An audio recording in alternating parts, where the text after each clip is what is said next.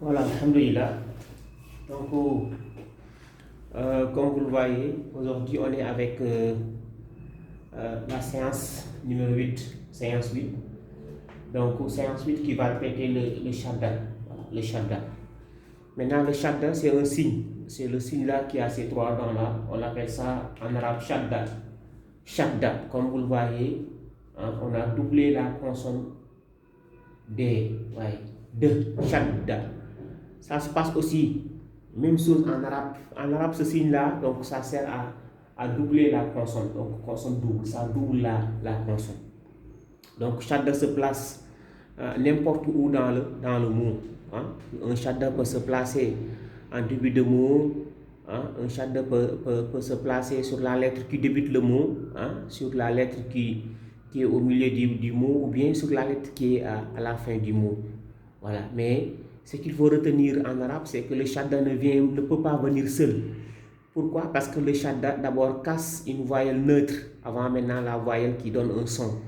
Ouais, donc le shadda ne peut pas venir seul. Voilà, donc ça il faut retenir ça. Voilà, shadda c'est le doublement de la consonne.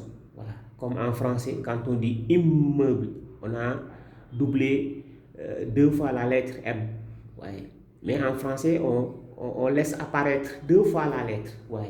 En français, on laisse apparaître deux fois. Voilà. Si c'était en arabe, c'est la même chose. On laisse apparaître deux fois la lettre. Mais ce n'est pas comme ça en arabe. En arabe, si on doit doubler la consonne, on va placer seulement le signe shadda, donc sur la lettre qui doit être doublée. Ouais, donc c'est ça le shadda. Donc c'est pas compliqué. C'est juste une question de visuel. Il faut bien regarder le comportement du mot ou bien le comportement de la lettre. Est-ce que la lettre elle est courte ou bien si la lettre est longue, si la lettre est fermée ou bien si la lettre est doublée. Hein. Ensuite, maintenant, de regarder aussi les terminaisons des mots. C'est très important pour la lecture. Voilà. Donc, le shadda, c'est ça. Regardez ici l'exemple. Ouais. Bat, ta. Ouais. Ta. Ouais. Ici, on lit ça de quoi? Ta. Mais ça, c'est pas, on ne doit pas l'écrire comme ça.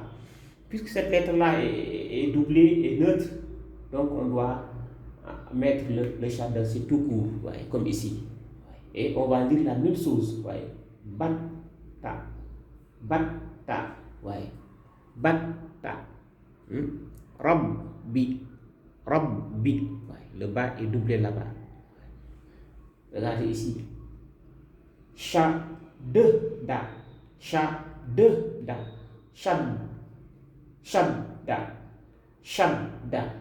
Mais on ne l'écrit pas comme ça dans le Coran. Dans le Coran, on l'écrit comme ça. On place le signe shadda sur la lettre qui est doublée. Et on lit shadda. Ouais. Il ne faut jamais oublier, hein, la lettre qui est cachée par le shadda. Ouais. Shadda. Ouais. Hein? Regardez ici. Mi. Si on lit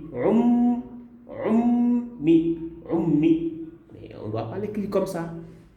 On l'écrit comme ça. Ouais. Mi. Voilà. Mi. Donc on a doublé ici. Donc là, c'est la même chose.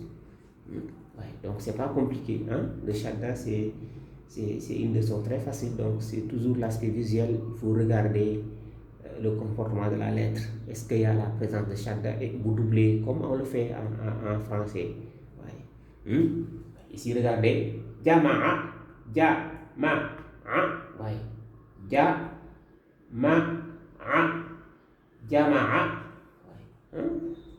Le mot est bref. Le mot, toutes les lettres sont courtes. Jama'a.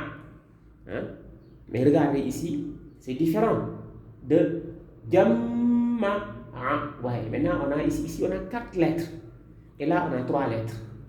Voilà. Si on demande où est la 4e lettre, vous répondez, c'est le shadda qui l'a caché. Ouais.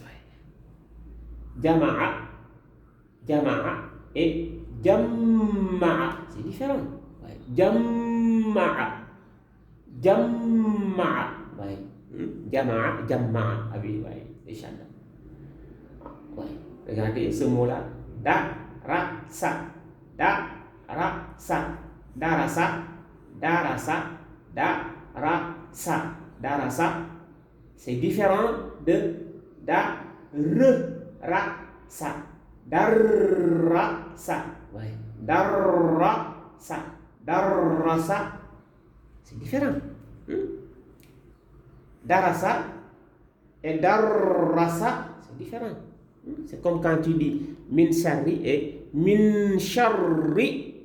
Ouais, la différence. Donc, si la lettre porte shadda, si vous n'insistez pas, vous n'allez pas faire sortir la lettre qui est cachée par le shadda. Regardez ici.